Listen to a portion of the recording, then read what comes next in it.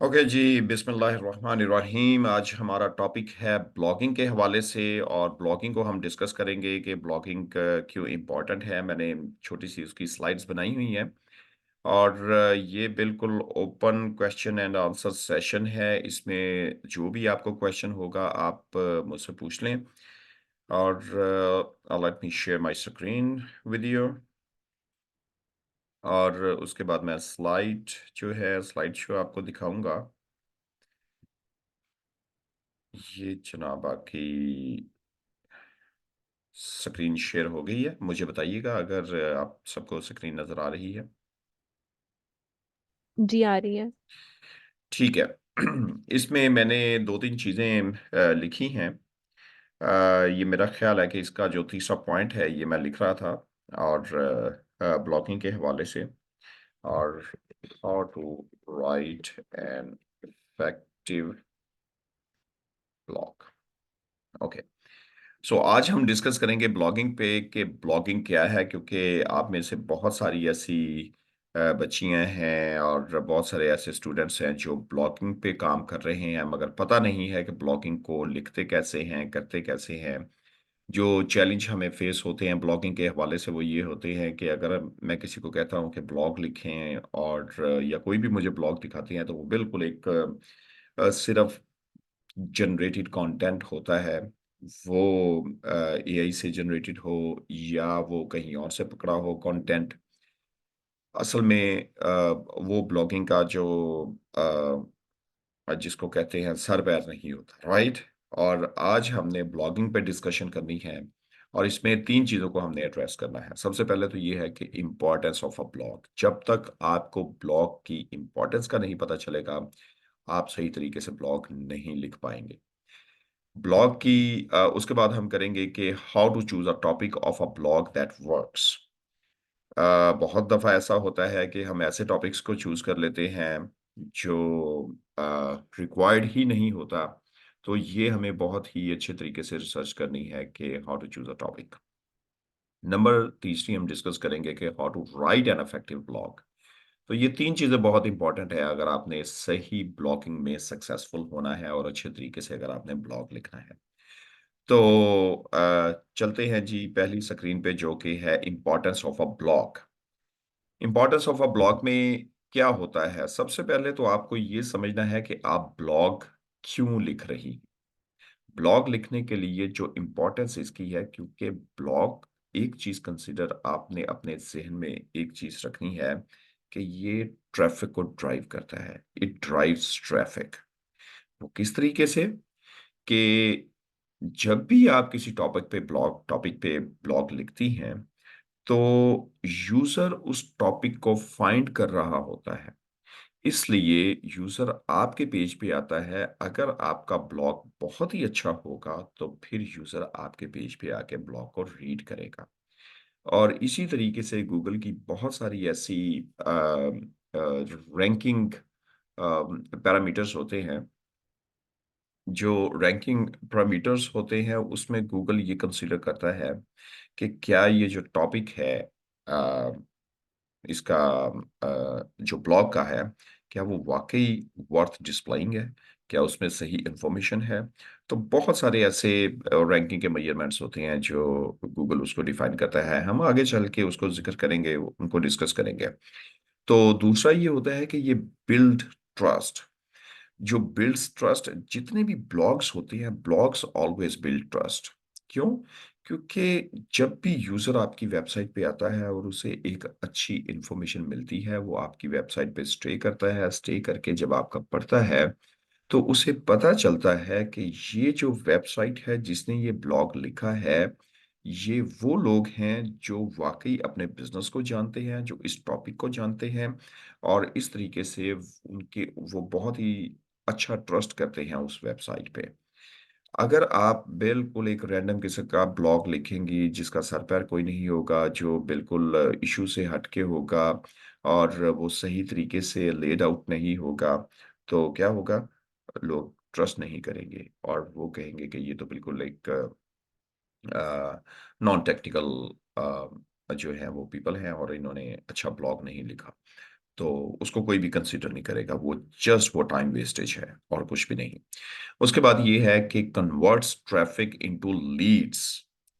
Blog क्या करते हैं?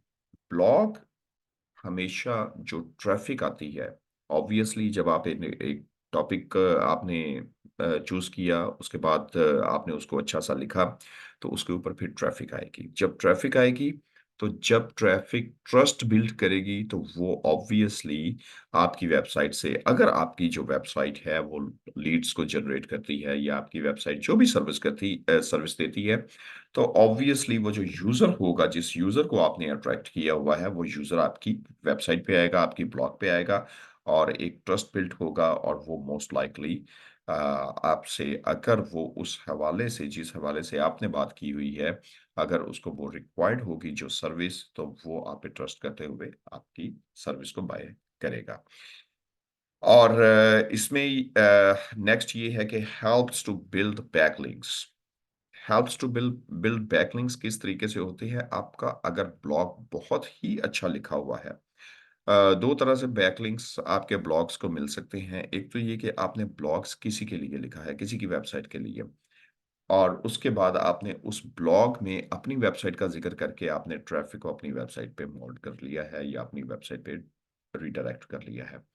तो वो तो एक सोर्स हो गया बैकलिंक का, कि थर्ड पार्टी की वेबसाइट है, और थर्ड पार्टी की वेबसाइट पे आप जाते हैं, और वहां पे जाके अपना ब्लॉग राइट करते हैं, और वहाँ पे बहुत सारी ऐसी वेबसाइट्स हैं जो कहती हैं कि जस्ट राइट फॉर अस, और आप उन वेबसाइट्स पे जाते हैं और अच्छा सा ब्लॉग लिखते हैं, वहाँ पे जाके प्लेस करते हैं, अब ब्लॉग को आप पोस्ट करते हैं।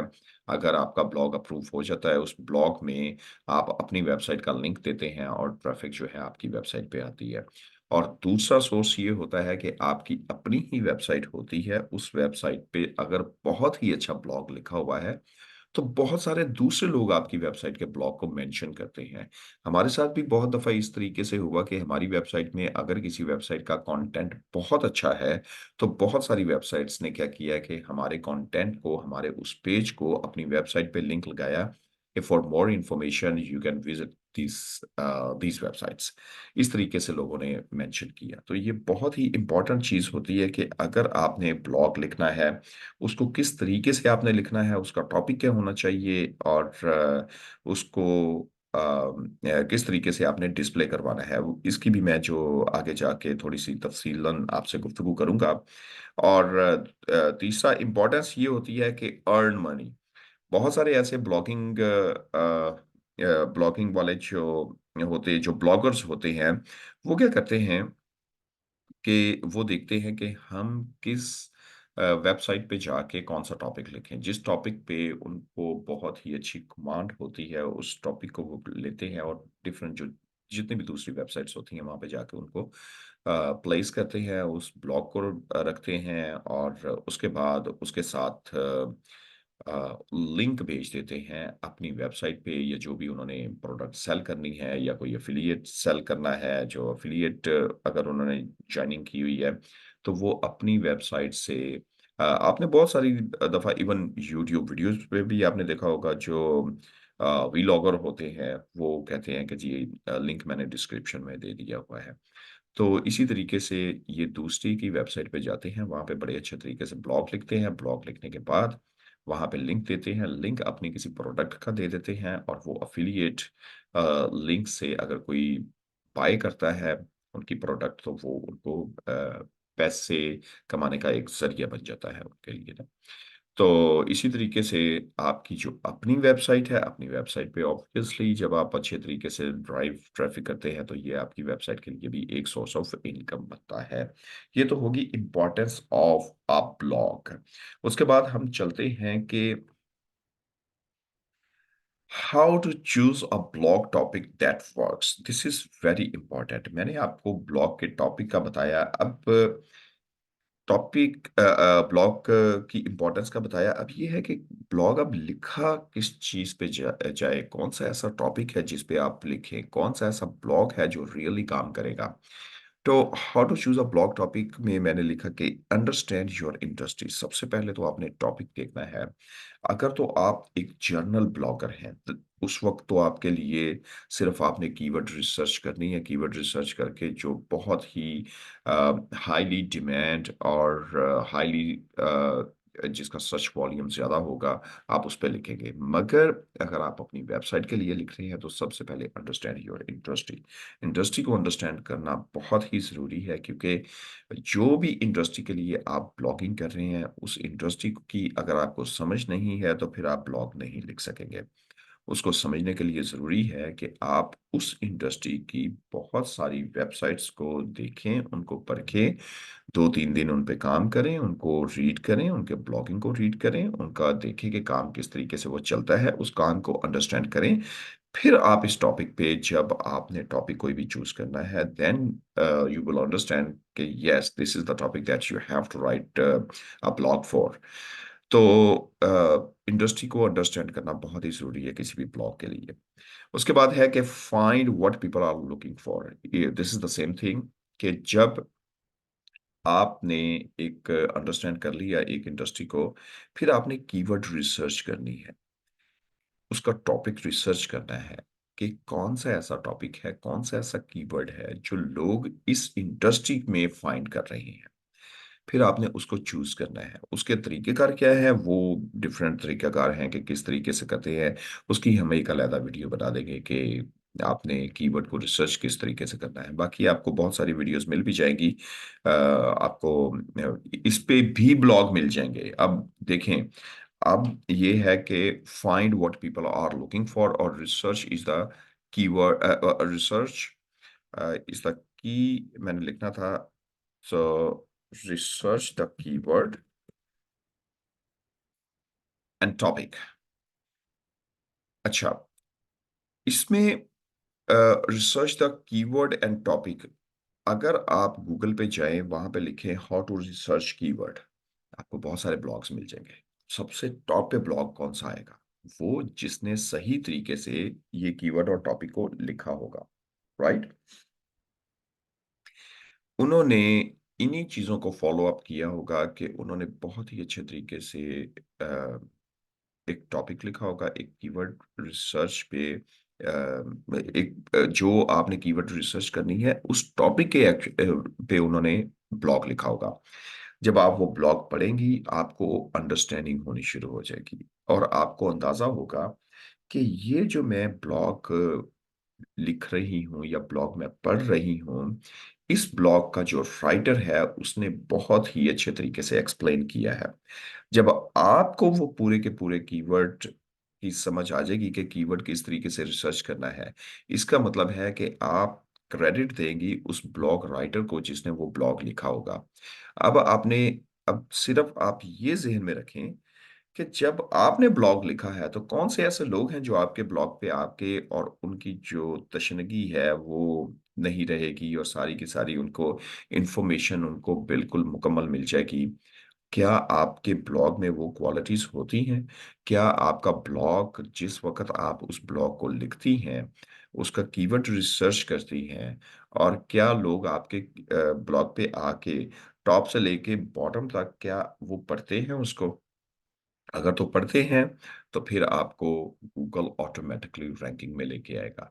तो उसमें आपने डिफाइन ये करना है कि जो भी कीवर्ड जिस टॉपिक पे आपने लिखना है, उस टॉपिक को अच्छे तरीके से रिसर्च करके और उसमें कोशिश करनी है कि हर चीज़ को आप कवर कर दें। रिगार्डलेस कि आपके कॉन्ट ये ज़हन में ना रखें कि कितने वर्ड का कंटेंट होना चाहिए, कितने वर्ड्स का कंटेंट होना चाहिए। क्योंकि वर्ड्स के कंटेंट की जो बात थी, वो बहुत पहले की बात थी।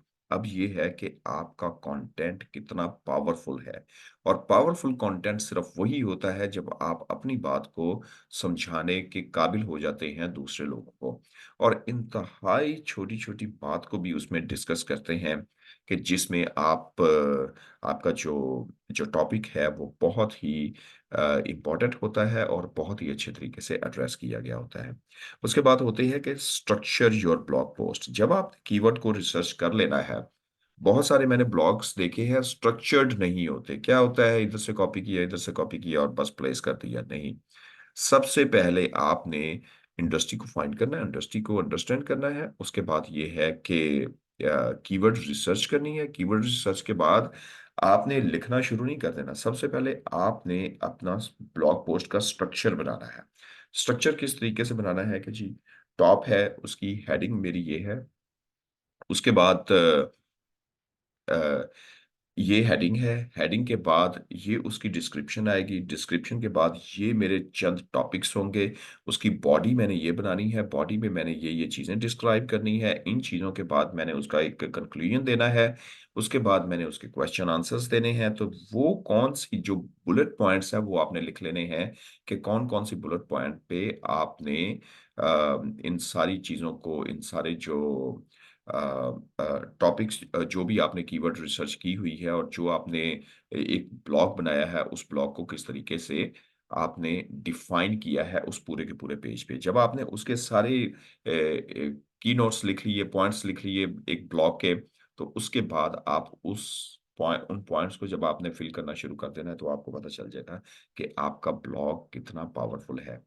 और ये सिर्फ़ और सिर्फ़ ब्लॉगिंग के लिए नहीं, ये आपकी जो आप कंटेंट लिखते हैं अपने वेब पेज के लिए, यही आपने फ़ॉर्मूला अपनाना है उसमें। क्या फ़ॉर्मूला है?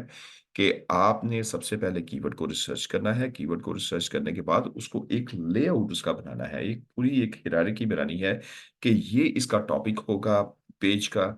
ये अ, अगर आप अपना पेज का कंटेंट लिख रही हैं, तो आपने लिखना है कि जी, ये मेरा पेज का कंटेंट है। इस कंटेंट में ये चीज़ें आएँगी, ये उसके टाइटल्स आएँगे, ये H1 आएगा, ये H2 आएगा, ये इमेजेस आएँगे, रेलेवेंट इमेजेस होंगे, इमेजेस के ये नाम होंगे। और जब आपका पेज बहुत ही हेल्दी होगा उस टॉपिक के हवाले से, तो फिर गूगल मोस्ट लाइकली आपके पेज को बहुत ही अच्छा रैंकिंग में लेके आएगा, क्योंकि वो ऑन साइट एसईओ फ्रेंडली होगा। तो ऑन साइट एसईओ फ्रेंडली होना बहुत ही ज़रूरी है। उसके बाद ये है कि एंगेजिंग इन्फॉर्मेटिव ब्लॉग कंटेंट, ये वही चीज़ जो मैंने डिस्क्राइब की है कि जब आपने अपना एक ब्लॉग पोस्ट का स्ट्रक्चर बना लिया, उस स्ट्रक्चर के बाद आपने उसमें एंगेजिंग कंटेंट डालने हैं। उसके साथ-साथ आपने कीवर्ड्स को अपने ज़हन में रखना है कि आपने कीवर्ड्स को भी ऐड करना है। जो इन्फॉर्मेटिव कंटेंट जितना भी आपने उसके अंदर लिखना है। उसके बाद ये है कि consider yourself as an audience. आपने क्या करना है कि जब भी किसी टॉपिक को चूज़ करना है, आपने आपने कीवर्ड तो रिसर्च कर ली है, दैट इज़ फाइन। आपने थोड़ा-सा एक आइडिया भी लगा लिया है कि किस तरीके से आपने उस ब्लॉग को फाइंड करना है, मगर आप अपने आप को भी एक यूज़र समझें, अपने आप को एक रीडर समझें, अपने आप को एक ऑडियंस समझें। जब आपने अपने आप को एक ऑडियंस समझ के आप ये ज़हन से निकाल दें कि अब आप राइटर हैं। पहले आप ये समझिए कि आप ऑडियंस हैं। आपको उस सब्जेक्ट के लिए, उस टॉपिक के लिए एक ब्लॉग लिखना है, तो आपके ज़हन में फ़ौरी आना चाहिए कि किस टॉपिक पे मुझे लिखना चाहिए ये ब्लॉग। क्या ये टॉपिक वाक़ई ऑडियंस के लिए ज़रूरी होगा? अगर ऑडियंस के लिए ज़रूरी होगा, तो उसमें कौन-सी ऐसी इन्फॉर्मेशन है जो मैंने देनी है? तो जब आप ये चीज़ को कंसीडर करेंगी, तो आपको टॉपिक को चूज़ करने के लिए बहुत ही आसानी होगी। उसमें नेक्स्ट हम जाते हैं कि how to write an effective blog. अब सबसे पहले है कीवर्ड रिच टाइटल। जब आपने सारा चूज़ कर लिया कि किस तरीके से आपने एक टॉपिक लिया है, उसका स्ट्रक्चर किस तरीके से आपने बनाया है, जब आपने स्ट्रक्चर बना लेना है, स्ट्रक्चर बनाने के बाद आपने अपना काम शुरू कर देना है। उसमें कीवर्ड रिच टाइटल, जो कीवर्ड पे आपने जो भी ब्लॉग आपने लिखना है, मेक श्योर करें कि उसमें टाइटल में कीवर्ड लाज़मी होना चाहिए। वो एड्रेस करना चाहिए कि आपका जो ब्लॉग है, जो भी पोस्ट आप लिख रहे हैं, वो किस टॉपिक पे है। बहुत सारे मैंने ब्लॉग पोस्ट देखे हैं, वो बिल्कुल ही एक रैंडम किस्म के होते हैं। ऊपर टाइटल कुछ और डिस्कस किया होता है, नीचे कुछ और डिस्कस किया होता है, तो वो अ, अभी आपको मेरी स्क्रीन अभी नज़र आ रही है ना सबको? जी सर। अच्छा, चलो ठीक हो गया, दैट्स फाइन। ओके। तो कीवर्ड रिसर्च, जो कीवर्ड रिच टाइटल है, टाइटल आपने बहुत ही अच्छे तरीके से डिस्प्ले करवाना है और उससे आपने नहीं हटना। जब आपको एक टॉपिक मिल जाए, अब टॉपिक को देख ये है कि आपने उस टॉपिक के अंदर कौन-कौन सी ऐसी चीज़ें हैं, जो उसी टॉपिक से रिलेटेड हैं, जो उसी कीवर्ड से रिलेटेड हैं, जो आपने उस ब्लॉग में डालनी है। कोई इधर उधर की चीजें नहीं डालनी। वो बहुत ही रिच कीवर्ड रिच ब्लॉग होना चाहिए। उसके बाद है रेलिवेंट इमेजेस एंड इन्फोग्राफिक्स। अब होता ये है कि बहुत दफा हम जब कोई भी काम करते हैं, कोई भी ब्लॉग लिखते हैं, तो हमने सिर्फ एक इमेज दिया, सबसे ऊपर टाइटल लिखा, उसके बाद इमेज दिया, उसके बाद नीचे सारे का सारा टेक्स्ट लिख दिया। That is not the right way to write a blog. क्या आपने करना है कि आपने जब कीवर्ड रिच एक टाइटल ले लिया, उस टाइटल के बाद आपने देखना है कि जब आपने वो पूरे का पूरा उसका एक स्ट्रक्चर तैयार किया है, उस स्ट्रक्चर में कौन सी हेल्पिंग इमेजेस हैं जो यूजर को हेल्प करेंगी डिस्क्राइब करने के लिए, जो इन्फोग्राफिक्स हैं जो यूजर को डिस्क्राइब करने के लिए हेल्पफुल होंगी। तो जरूरी नहीं कि आपने एक ब्लॉग में सिर्फ एक ही इमेज डालना है।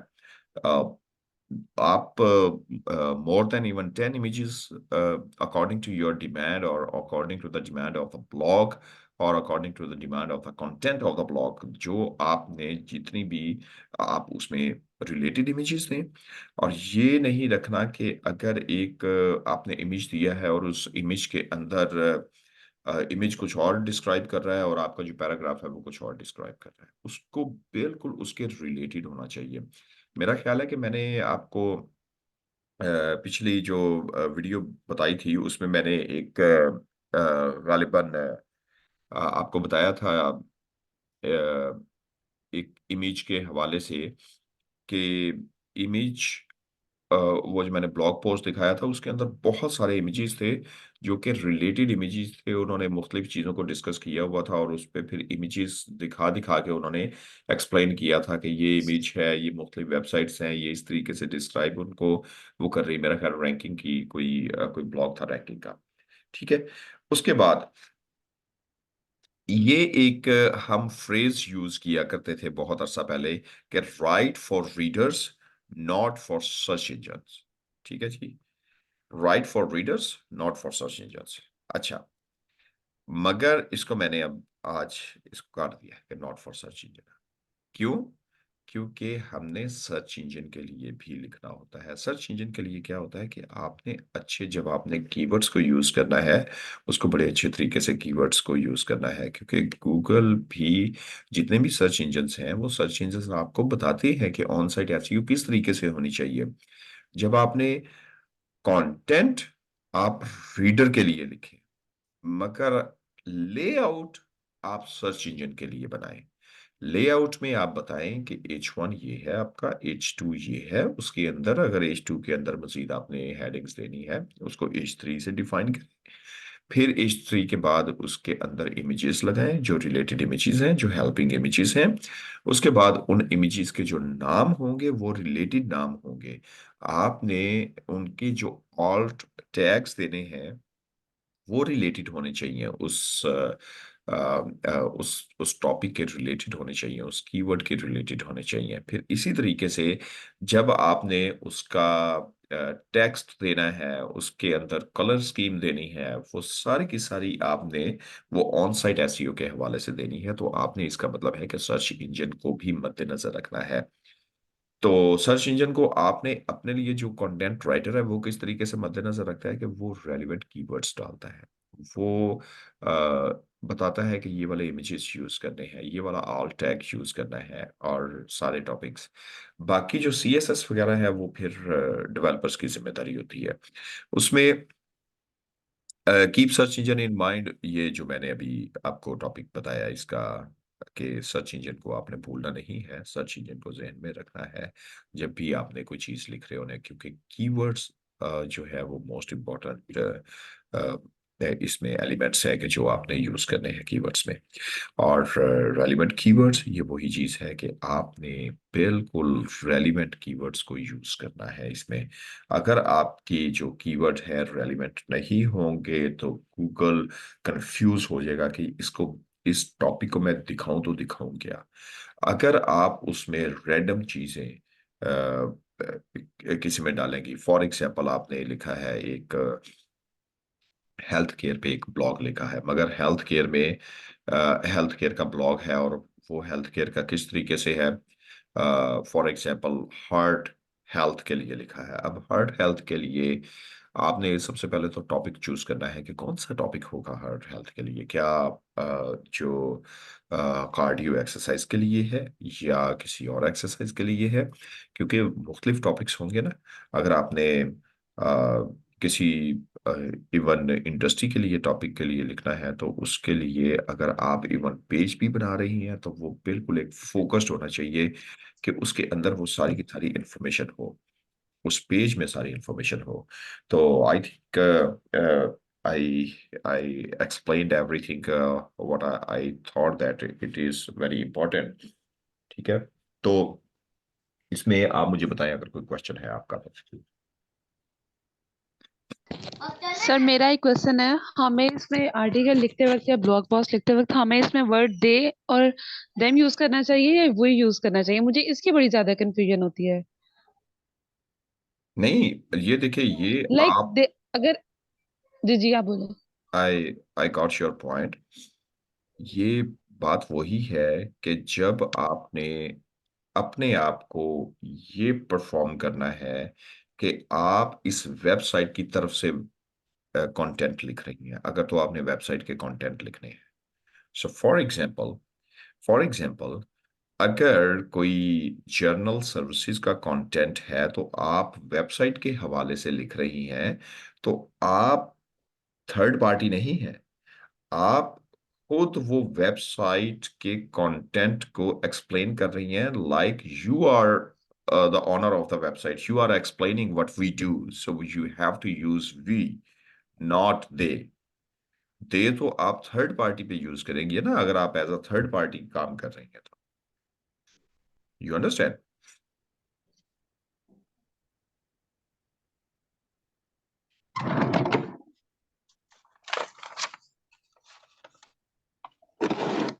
जी अतिया, आपको ये अमारा ने पूछा था, अतिया ने पूछा था क्वेश्चन। सर ये मैंने अनीजा ने पूछा था। ओह अच्छा, नहीं जाने। अच्छा, ठीक है, हाँ। तो इसमें आपको पता चल गया कि मतलब ये आपको पता चल गया ना कि किस तरीके से लिखना है, कि अगर आपने वेबसाइट के लिए कंटेंट लिख रही हैं तो वेबसाइट के लिए जो कंटेंट लिखना है आपने, वो आपने लिखना है कि वेबसाइट इटसेल्फ लिख रही है तो आपने वही लिखना है। कि अगर कोई सर्विस आप प्रोवाइड कर रहे हैं तो ये लिखना है कि we provide this service, we provide this service, क्योंकि वो वेबसाइट बता रही है कि हम ये प्रोवाइड कर रहे हैं सर्विसेज। Any other question?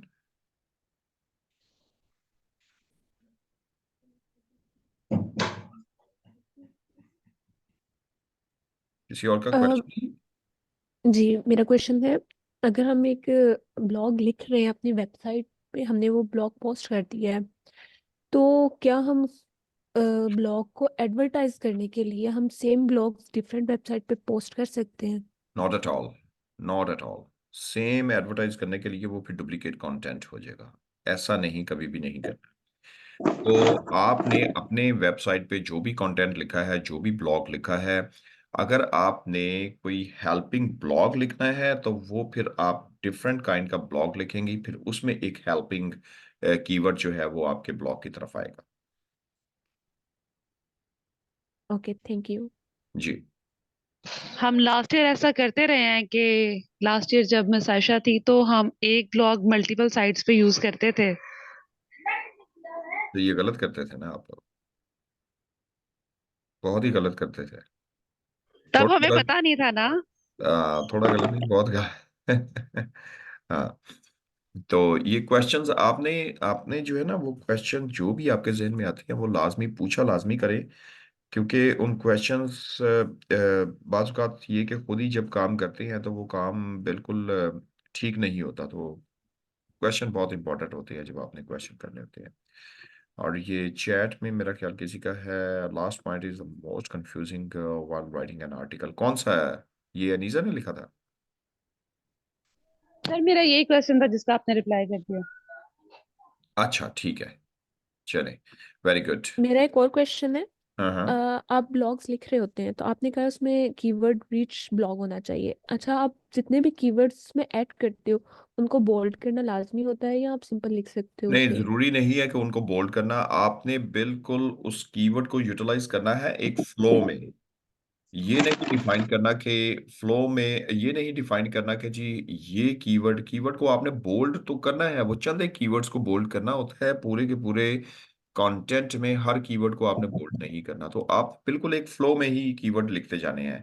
सबसे पहले आपने नंबर ऑफ कीवर्ड्स जो है वो रिसर्च कर लेने हैं, और आपने एक लिस्ट बना लेनी है कि ये कीवर्ड्स हैं, इन कीवर्ड्स को मैंने शामिल करना है।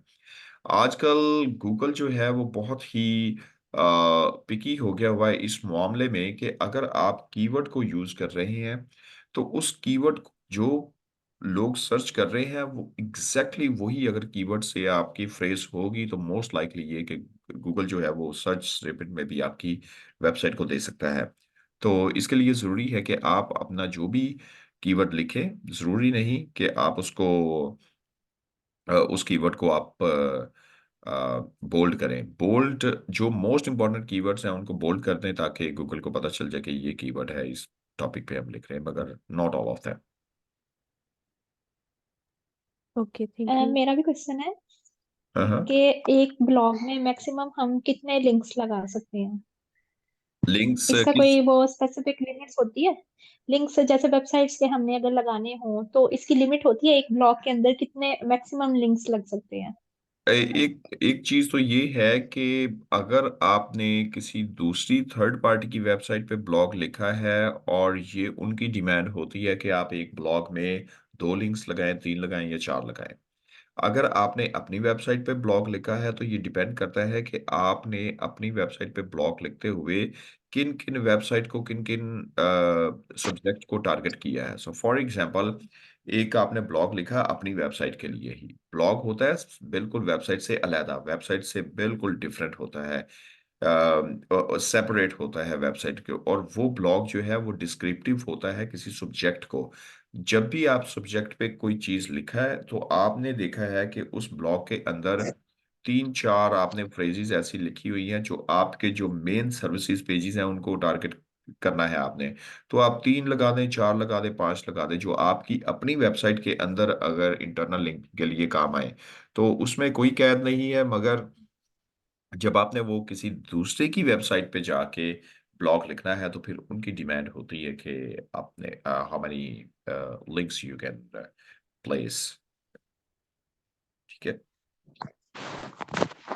मेरा एक और लेकिन ऑफ कुछ टॉपिक क्वेश्चन है।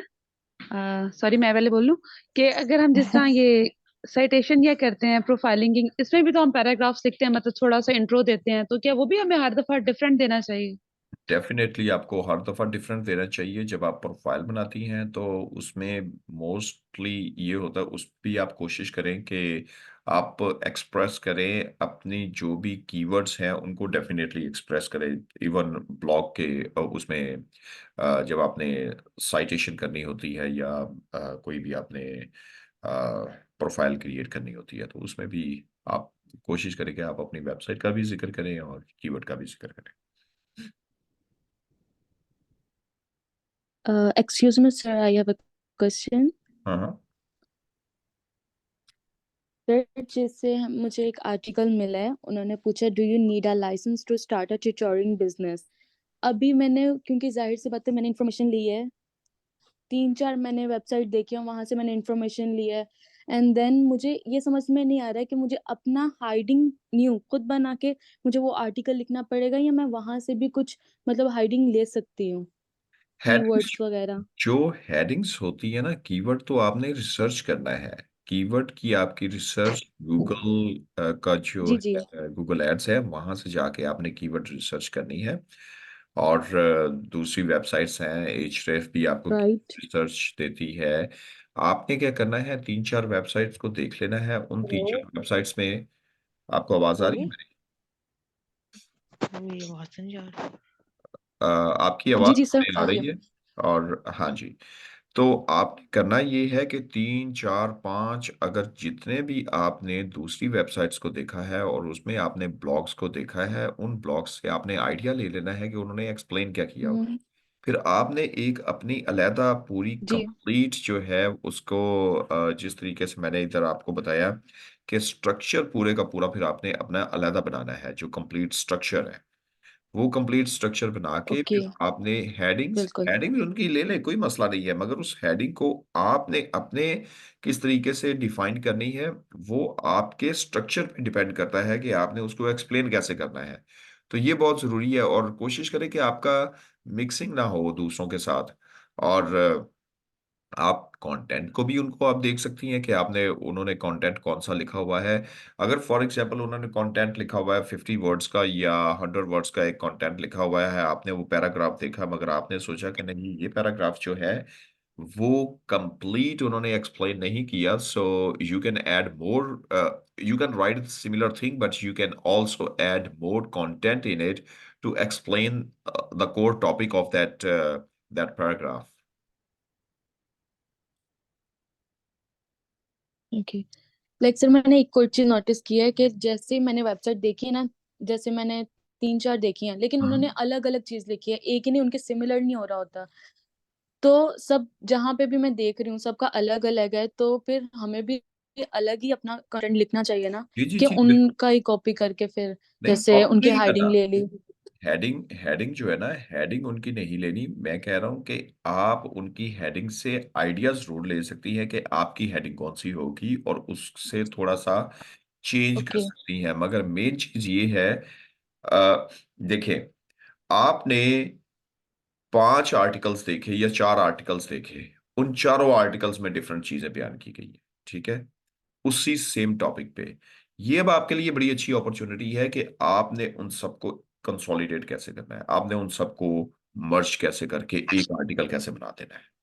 मर्ज करने के बाद आप उन यस सारे के सारे कंटेंट को मर्ज करने के बाद कंटेंट उनको कॉपी नहीं करना। अब आपने अपना एक आइडिया बनाना है कि मैं इस सारे के सारे सब्जेक्ट को जब मर्ज कर दूंगी, सारे टाइटल्स को मर्ज कर दूंगी, सारे उसका कंटेंट मैं नया लिख दूंगी, तो जो लोग इन 4 जगहों पे जा रहे हैं उसकी बजाय एक जगह पे आएंगे तो वो ज्यादा उनके लिए यूजफुल होगा। ठीक है जी। Okay I have a sir. Question. जी सर क्लियर हो गया, थैंक यू सो मच। हाँ, ओके, सो मेरा भी एक क्वेश्चन है। हाँ जी। अ, हमारी एक वेबसाइट जैसे विकिपीडिया है, काफी अच्छी वेबसाइट है। इस पे हम जब अपना आर्टिकल या ब्लॉग पोस्ट करते हैं तो वो सिर्फ आउटबाउंड नहीं, इनबाउंड लिंक्स भी रिक्वायर्ड होते हैं उसमें। तो क्या ये मेथड भी अच्छा है कि आप उसमें आउटबाउंड और इनबाउंड दोनों ही लिंक्स लगाएं?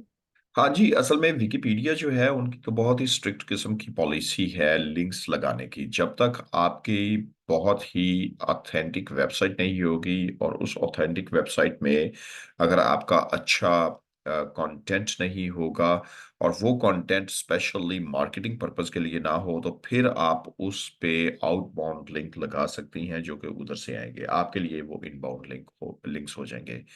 मगर मोस्ट इम्पॉर्टेंट चीज़ ये है कि आपने किस तरीके का लिंक देना है। जो आपकी वेबसाइट पे जो कंटेंट है वो कंटेंट पे डिपेंड करता है, अदरवाइज वो अप्रूव नहीं करेंगे।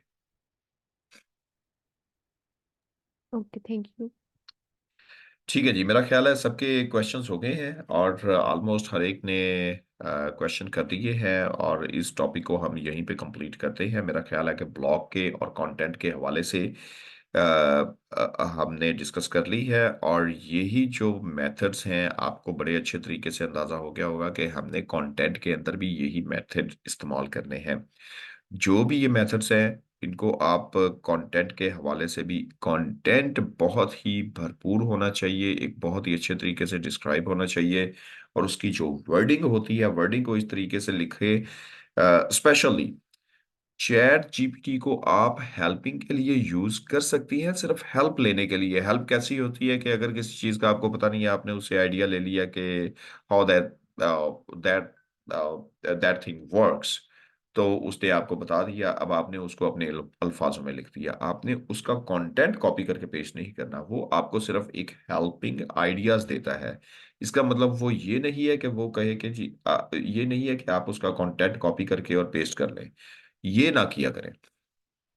अगर किसी चीज का आपको नहीं पता, आप सिर्फ उस चीज को लिखे, वो आपको एक्सप्लेन करेगा, उसकी एक्सप्लेनेशन पढ़े, फिर उसको अपने लफ्जों में लिखें कि वो क्या होता है और किस तरीके से। और एक चीज आप ज़हन में रखें, जब भी आपने वेबसाइट का कंटेंट लिखना है तो कहते हैं कि वेबसाइट के कंटेंट के लिए आपने जो लैंग्वेज यूज करनी है या जो पैराग्राफ्स यूज करने हैं, जो सेंटेंसेस यूज करने हैं, वो हाईली क्वालिफाइड पीपल के लिए नहीं होने चाहिए। वो प्राइमरी स्टैंडर्ड के होने चाहिए कि एक प्राइमरी का बच्चा भी वो पढ़ सके। You understand? सो बहुत ही सिंपल और टू द पॉइंट, और जो चीज़ आपने बतानी है वो उसमें आपने बतानी है। बहुत ही ज़्यादा वर्डिंग को, ऐसी ऐसी वर्डिंग को यूज़ नहीं करना कि जो बहुत एकेडमिक वर्डिंग, जो बहुत ज़्यादा एकेडमिक हो, उसको आपने यूज़ नहीं करना, सिंप्लीफाई करना है। ठीक है? एकेडमिक वर्डिंग का मतलब ये नहीं है कि आपने बिल्कुल फजूल किस्म के वर्ड्स उसमें यूज करने शुरू कर देने हैं। मेरे कहने का मतलब ये है कि उसमें आपने जो सेंटेंस बहुत सिंपल रखने हैं, बहुत ही simple, keyword rich, simple, to the point और एक्सप्लेनेटरी। ठीक है जी। और मेरा ख्याल है कि सारे क्वेश्चंस हो गए हैं। तो इस टॉपिक को अगर ये लास्ट क्वेश्चन मैं ले लेता हूँ, अगर किसी के पास है तो ठीक है, otherwise we just want it up. Yes I have. Yeah okay. मैंने ये पूछना था कि मैं ऐसा यूज़र, जब मैं कुछ सर्च करती हूँ तो मैं ज़्यादा प्रेफरेंस देती हूँ कि मैं उसकी वीडियो देख लूँ। हम्म। तो क्या हम अपने ब्लॉग्स वीडियो में भी यूज़ कर सकते हैं? ब्लॉग्स को आप वीडियो में यूज कर सकते हैं, मगर फिर वही बात है, आपको पता है ना कि इसका बहुत ही अच्छा सिस्टम है यूट्यूब का, कि जब भी आपने कोई भी ब्लॉग लिखना है, उस ब्लॉग के लिए जब आपने उसकी वीडियो बनानी है तो वो ऑटोमेटिकली उसको ट्रांसलेट कर लेता है और वो एग्जैक्टली सिमिलर कॉपी हो जाएगी आपकी। उसमें थोड़ी सी मॉडिफिकेशन करके आप वीडियो बना सकते हैं। Okay, thank you. ठीक है जी। ओके जी, thank you so much for your time. और मेरा ख्याल है कि ये सेशन हम वीकली जो है वो 3 टाइम्स कर लिया करेंगे, और आप एक टॉपिक सोच लिया करें और उस टॉपिक को हम इंशाल्लाह डिस्कस कर लिया करेंगे। ठीक है जी। Thank you so much. Okay जी। अल्लाह ठीक है, हाफिज, टेक केयर। अल्लाह हाफिज, सर ये थैंक वीडियो यू। शेयर कर दीजिएगा प्लीज। Thank you.